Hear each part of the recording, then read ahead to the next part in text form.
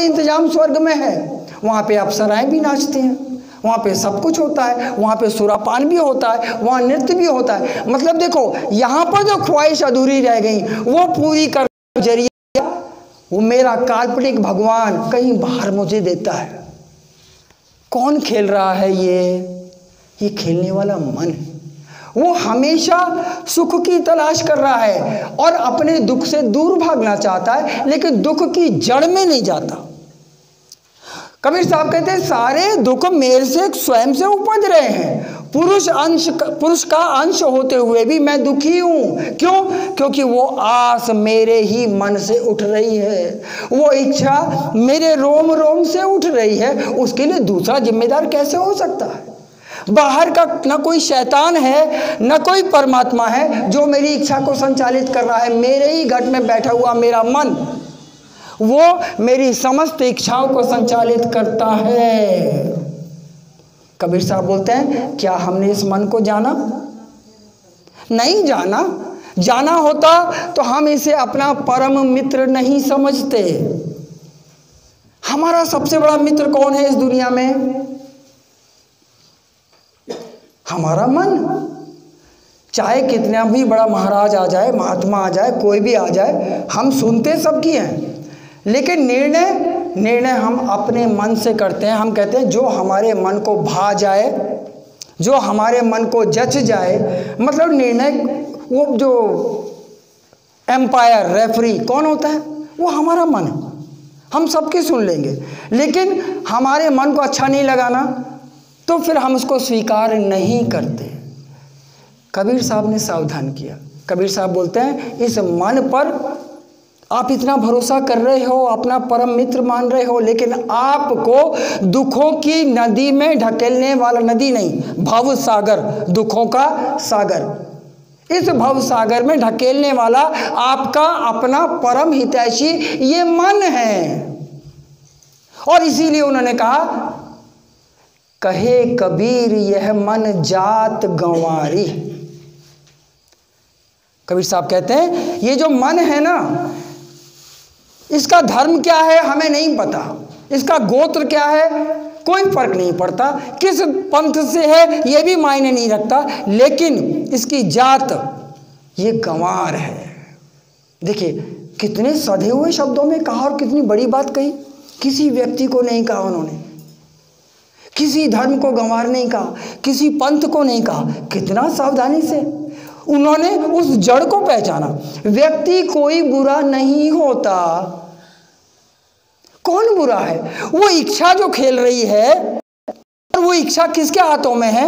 मन के हाथों में है ना। खेलने वाला मदारी तो मन है, वो जैसा करवाता है हम वैसा कर रहे हैं, लेकिन वो भले बुरे से अनजान है।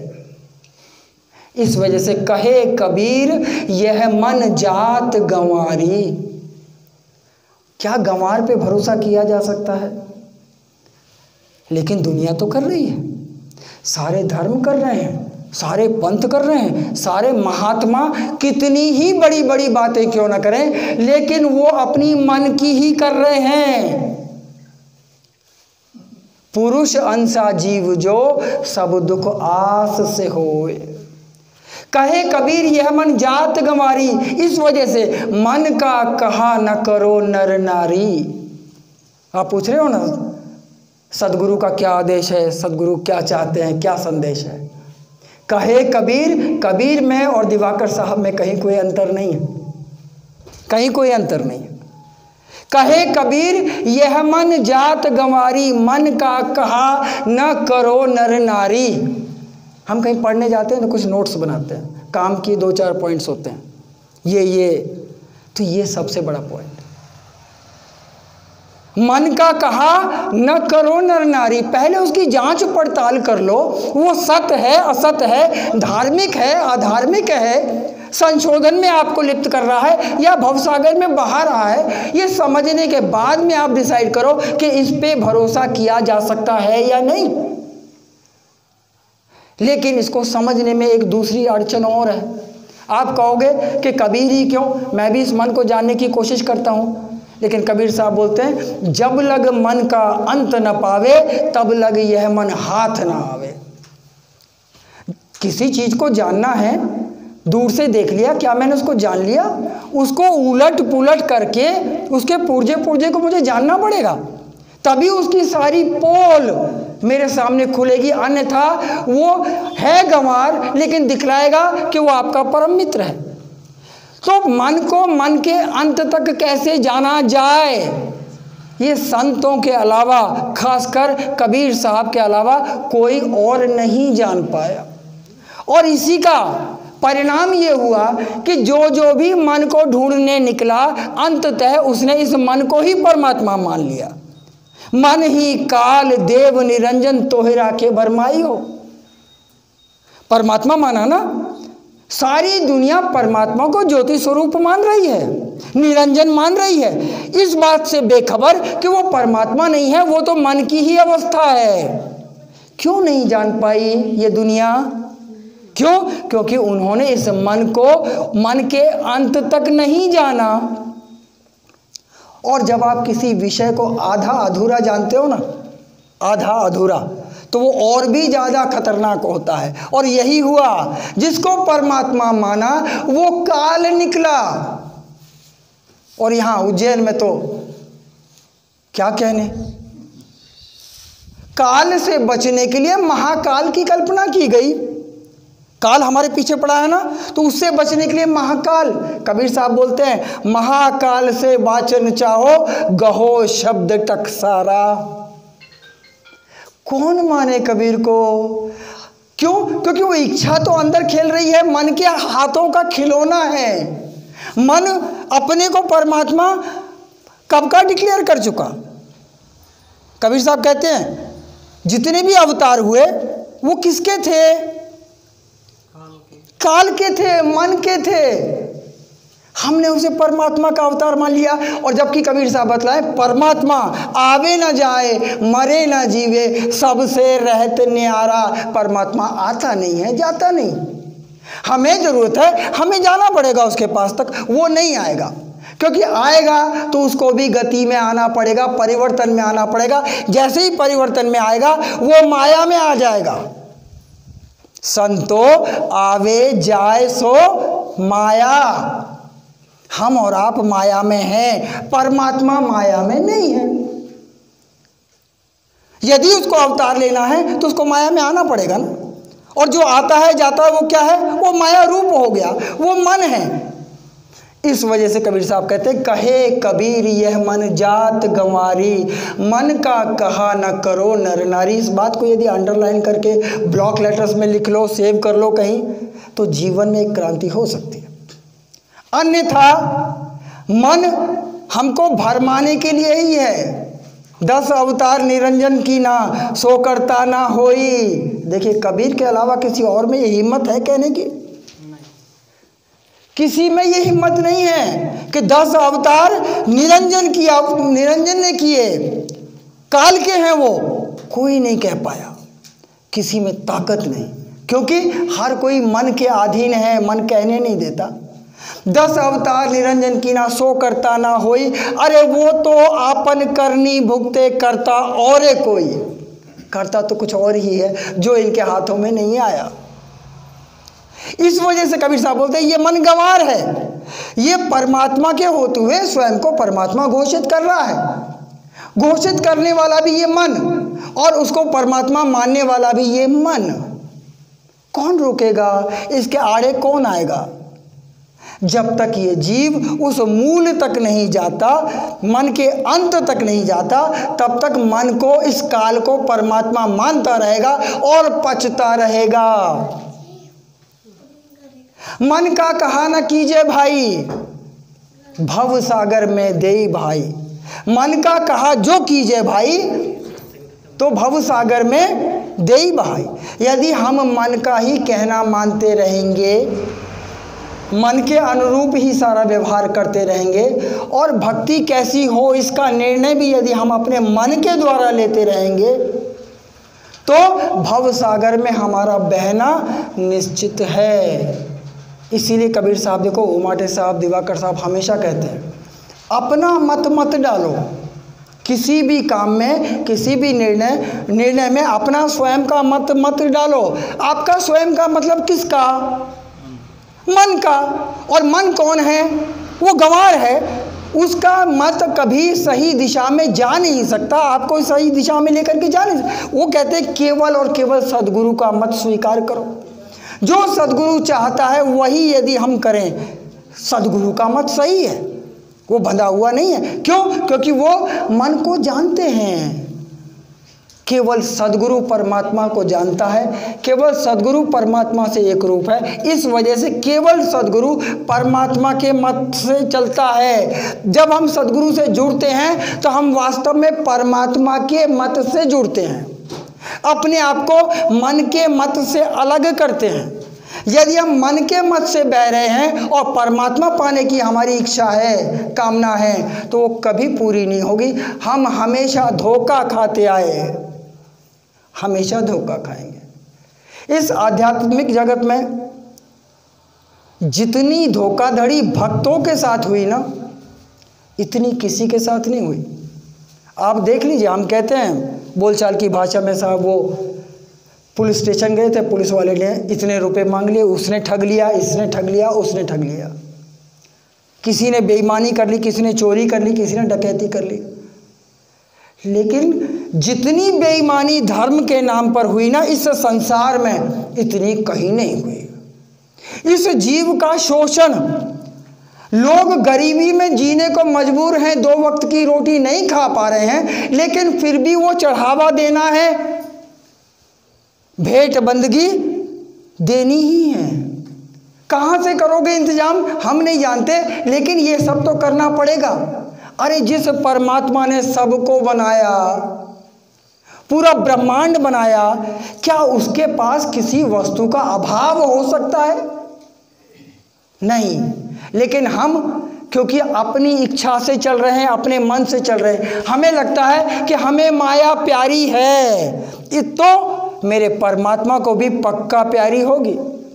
जो चीज़ मुझे अच्छी लगती है वो निश्चित ही मेरे परमात्मा को भी अच्छी लगती होगी। इस वजह से देखो, शराब भी पिलाई जाती है या नहीं पिलाई जाती है? यही वो कौन सा है? हाँ, वो किसको अच्छी लगती है? मतलब जो मेरे मन को जच जाए। अरे कोई चीज़ जब मुझे इतनी पसंद है तो मेरे परमात्मा को पसंद नहीं होगी क्या? ये कहने वाला कौन है? मेरा अपना मन। क्योंकि एक बार मेरा परमात्मा उसका उपभोग करने लगा, फिर तो मैं छूटा हूँ। फिर मुझे रोकने वाला कौन? बीवी बोलेगी क्यों पीते हो? अरे मेरा परमात्मा पीता है, मैं तो साधारण जीव हूँ, तो मुझे रोकने वाली होती कौन हो? क्या करोगे आप? कहे कबीर यह मन जात गंवारी, मन का कहा न करो नर नारी। मन का कहा जो कीजिए भाई, भव सागर में देई बहाई। क्या हम बहना चाहते हैं? नहीं। बहने के लिए तो 4 योनियां हैं, और हमने क्या किया? इस अनंत सृष्टि में कितने जीव हैं? लोग 84 लाख बोलते हैं। इसकी गिनती कोई कर नहीं पाया अभी तक। वो 84 है, लख 84। लख मतलब दिखलाई देने वाली, 4 मतलब 4, राशि मतलब अवस्था, योनि। कौन सी? अंडज, पिंडज, ऊष्मज और स्थावर। हम पिंडज में आते हैं। अब हर एक में अनगिनत किस्म के जीव जंतु और प्राणी हैं, गिनती विज्ञान नहीं कर पाया। ये हमारे महात्मा क्या खाक करेंगे?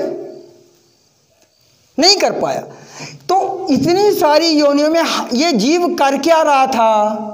ये भटक ही तो रहा था, ये बह तो रहा था, ये भ्रमित ही तो था। अब जाकर के कहीं ये मौका मिला कि इस प्रवाह से हम जो बहे जा रहे हैं, इससे अपने आप को थोड़ी देर के लिए बाहर करें। देखिए, यदि मैं नदी में बह रहा हूँ और मैं चाहता हूँ कि आसपास के नज़ारे को अच्छी तरीके से देखूँ और समझूँ, तो क्या हो पाएगा? क्योंकि नदी के साथ मैं भी बह रहा हूँ। वहाँ पर क्या है, इसके लिए मुझे उस प्रवाह से अलग होना पड़ेगा, दूर खड़े होकर के इस बहते हुए पानी को देखना पड़ेगा। लेकिन हम स्वयं दुनिया में बह रहे हैं और बहते बहते दुनिया को समझने की कोशिश कर रहे हैं। हम समझ नहीं पाते, केवल और केवल बहते हैं। इस वजह से कबीर साहब कहते हैं कि अपने आप को इससे अलग करो, मन से अलग करो, तब जाकर के आप इसकी वास्तविकता को समझ पाओगे। अन्यथा ये मन तो आपको ठगता आया है, ठगता ही रहेगा। वास्तव में ये जीव मेरा, आपका, कबीर साहब कहते हैं पुरुष का अंश है, लेकिन फिर भी ये दुखी है। पुरुष अंशा जीव जो सब दुख आस से होए। क्या हम इन इच्छाओं को संचालित करने के लिए मन की मदद न लें? ऐसा हो सकता है? क्या ऐसा हो सकता है? क्या हम मन पे इतने आश्रित हैं? ये जानते हुए कि ये मन गंवार है, क्या हम अपनी इच्छाओं को संचालित करने के लिए मन के स्थान पर सद्गुरु की सहायता नहीं ले सकते? ले सकते हैं हम। अरे हमको तैरना नहीं आता इस भवसागर में, हम बार बार डूबे हैं। मन ने कहा कि मैं तुझे पार लगाऊंगा, मैं ही नाव बन करके आया हूं, मैं ही केवट बन के आया हूं, और हर बार डुबाने वाला वही था। अब जाकर के सदगुरु मिला, वो बोलता है कि मन का कहा ना कीजिए भाई, तो फिर किसका करे? क्या हम सदगुरु का मत धारण नहीं कर सकते? दूसरा पॉइंट आ गया। क्या हमारी इच्छाओं का संचालन, ये अधिकार, ये निर्णय, क्या हम ये सदगुरु को नहीं सौंप सकते या नहीं सौंपना चाहिए? सदगुरु कितना होशियार है ये तो मैं नहीं जानता, लेकिन मुझसे तो 1000 गुना होशियार है, समझदार है, इस बात में तो किसी को कोई शंका नहीं है। इसीलिए कहते हैं जब शिष्य और गुरु का संबंध जुड़ता है ना, तो मन हटता है, मन के लिए स्थान नहीं होना चाहिए। यदि गुरु और शिष्य जुड़ रहे हैं और बीच में मन का पर्दा कायम है, तो हम कभी जुड़े ही नहीं। मन ने हमको बहला दिया कि हाँ तू तो जुड़ ही गया, अब कोई चिंता नहीं, खाली दूर से साहिब बंदगी कर लो, दर्शन कर लो, और कोई पूछे तो कह दो सदगुरु की मौज है जी, मौज। ये कहने वाला कौन है? मन है। दुखी है, हर पल दुखी है, लेकिन बोलता क्या है कि सदगुरु की मौज है, सब मजे में चल रहा है। कोई मजे में नहीं। पुरुष अंशा जीव जो सब दुख आस से होए। आस मतलब इच्छा। आस पूरी हुई तो थोड़ी देर के लिए बड़ा अच्छा लगता है, लेकिन 100 में से 90% आस पूरी नहीं होती। देखिए, दिन में 100 इच्छाएं करता हूं, उसमें से मुश्किल से 1-2 पूरी होती है, बाकी तो मन की दौड़ है। पता नहीं क्या क्या मांगे, तारे मांगता है, चांद मांगता है, क्या वो पूरी होती हैं इच्छाएं? नहीं होती। मन मांगता ही ऐसी इच्छाओं को है जो पूरी नहीं हो सकती, और जब पूरी नहीं होती तो क्या दुख का कारण नहीं बनती? अपने अपने जीवन को टटोलिए। आधे से ज़्यादा दुखों की जड़ इच्छाओं की पूर्ति न होना है। मुझे किसी वस्तु की आवश्यकता है या नहीं ये मुझे नहीं पता, लेकिन इच्छा पूरी नहीं हुई, इस वजह से मुझे बड़ा दुख होता है। आज मेरे घर में स्कूटर है, मोटरसाइकिल, मैं बड़े मज़े में जी रहा हूँ, कोई दिक्कत नहीं है, और वो मेरी आवश्यकता के लिए भरपूर है। कहीं जाना आना है मैं आराम से जा सकता हूँ, लेकिन आज ही मेरा पड़ोसी कार लेकर के आ गया। पड़ोसी, अब वो कार मेरी आंखों को खल रही है, मेरी बीवी को भी खल रही है, मेरे बच्चों को भी खल रही है, मुझे भी खल रही है। कल तक मैं मज़े में था, मुझे उस कार का कोई दिलो दिमाग में कुछ नहीं था। वो जो मोटरसाइकिल थी वो मेरे परिवार की सभी ज़रूरतों को पूरा कर रही थी कि नहीं कर रही थी? कर रही थी। लेकिन पड़ोसी आज कार ले आया। पड़ोसी की जैसे ही कार आई, यहाँ पर नई इच्छाओं का जन्म हुआ मेरे परिवार में, और मैं जानता हूँ कि पूरी नहीं हो सकती। उस पड़ोसी भी बेचारा कार लाया है, वो भी पता नहीं कब उसने इच्छा की होगी, थोड़ा थोड़ा जोड़ जोड़ करके अब कहीं जाकर के उसका जमा होगा और लेकर के आया। लेकिन उसके आते ही मेरे मन, क्योंकि मेरा मन गंवार है, वो दौड़ पड़ा। बच्चे भी जिद करने लगे, पापा हमको भी कार चाहिए। सारा परिवार दुखी हो गया। पुरुष अंशा जीव जो सब दुख आस से होए। कल तक मेरे घर में छोटा सा ब्लैक एंड व्हाइट टीवी था, काम दे रहा था। पड़ोसी के यहाँ एक बड़ा वाला एलसीडी टीवी आ गया। बच्चे गए देखने, आते ही बोले कि मम्मी उनके यहाँ है, हमें ये नहीं देखना। और यही हाल देखो नई पीढ़ी का मोबाइल के साथ हो रहा है। छोटा वाला मोबाइल दो, बच्चे फेंक देते हैं, बड़ा चाहिए, और नहीं दो तो रोते हैं। दुख का कारण क्या है? मैं आपको साधारण उदाहरण दे रहा हूं। जीवन में जितने भी दुख हैं वो इस आस से उपजते हैं, और उसके जड़ में ये मन है। पुरुष अंसा जीव जो सब दुख आस से होए। जब आस पूरी नहीं होती तब तक हम चिंतित हैं। आप क्या करते हो? बीबी भी पीछे पड़ी, बच्चे भी पीछे पड़े, फिर आप जान छुड़ाने के लिए बोल देते, चलो ठीक है 2-4 महीने में देखता हूँ कुछ होता है क्या, कहीं से जुगाड़ हो जाए। आपने कह तो दिया, आपको लगा कि वो भूल गए होंगे, लेकिन कोई नहीं भूलता। हर एक घट में मन बैठा है ना, वो ना स्वयं भूलता ना भूलने देता। अब वो रोज याद दिलाते हैं। अब आपको चिंता उठी। अब वो चिंता जब उठी, वो चिंता आपको चैन से सोने भी नहीं देती। कबीर साहब देखो क्या कहते हैं, चिंता ऐसी डाकिनी काट कलेजा खाए। क्या हमने इतनी गहराई में जाकर के इन चीजों को समझा? नहीं समझा। चिंता ऐसी डाकिनी काट कलेजा खाए, वैद्य बेचारा क्या करे, कहाँ तक दवा लगाए। मुझे चिंता है, कार लेनी है, कार लेनी है, मुझे नींद नहीं आ रही। सब लोग परेशान हैं। लोग पूछते हैं डॉक्टर साहब आपको हुआ क्या है? अब क्या बताऊं? क्या चिंता बतलाई जा सकती है? नहीं। और जब मेरी तबीयत बिगड़ने लगी तो लोग मुझे उठा करके डॉक्टर के पास ले गए। डॉक्टर ने बोला इसको कुछ नहीं हुआ है, ये खाली चिंता में है। चिंता की क्या कोई दवाई है? नहीं, दवाई नहीं है, लेकिन आपको अंदर से आपका एक एक रोम खोखला करके रख देती है ये चिंता। चिंता ऐसी डाकिनी काट कलेजा खाए, वैद्य बेचारा क्या करे, उसके पास इलाज ही नहीं है, कहाँ तक दवा लगाए। मन की इच्छाओं को पूर्ति करना क्या किसी वैद्य के, किसी डॉक्टर के बस में है? कोई नहीं कर पाया। तो पहले जो दुख की शुरुआत हुई थी इस चिंता के कारण, वो और ज्यादा दुख के सागर में, भव सागर में और ज्यादा गहराई से बहता है। क्या इससे बचने का कोई उपाय है? ये सब मैं इसलिए समझा रहा हूं कि जीवन हमको इतना उलझा हुआ नजर आता है। हम कहते हैं साहब काई करा, अभ्यास नहीं होता।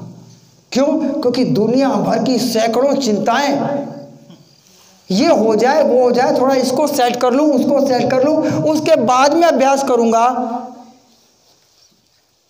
लेकिन इन चिंताओं का कोई अंत नहीं है। क्यों? क्योंकि नख शिख इच्छा खेला, ये इच्छा का खेल नख से लेकर के शिख तक लगातार जारी है।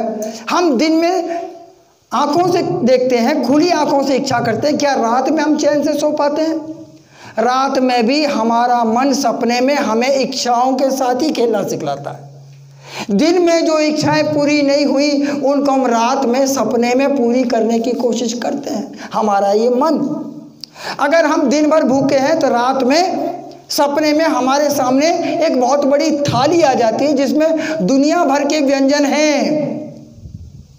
दिन में भोजन नहीं मिला ना, उसकी पूर्ति नहीं हुई ना, वहां तो पूर्ति नहीं हुई, सपने में भी ये मन उसकी पूर्ति करना चाहता है।